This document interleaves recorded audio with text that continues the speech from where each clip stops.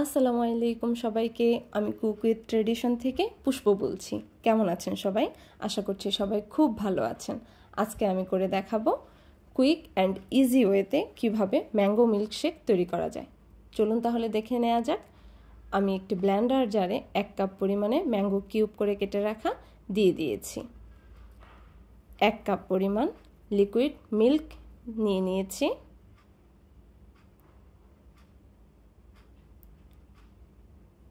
2 table spoon condensed milk দিয়েছি।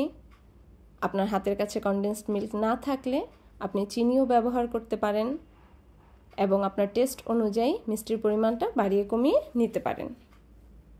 এখন দিয়ে দিচ্ছি ক্রাশড আইস।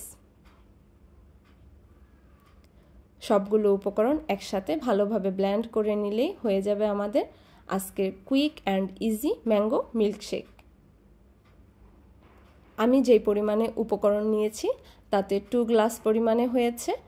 আপনারা বেশি বানাতে চাইলে উপকরণের পরিমাণটা একটু বাড়িয়ে নেবেন।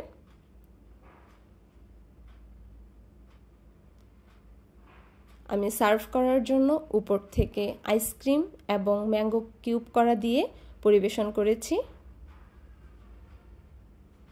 এই গরমে এমন একটি ঠান্ডা ঠান্ডা রিফ্রেশিং ম্যাঙ্গো মিল্কশেক আমরা তৈরি করেই নিতে পারি ম্যাঙ্গোর সিজন শেষ হয়ে যাওয়ার আগে।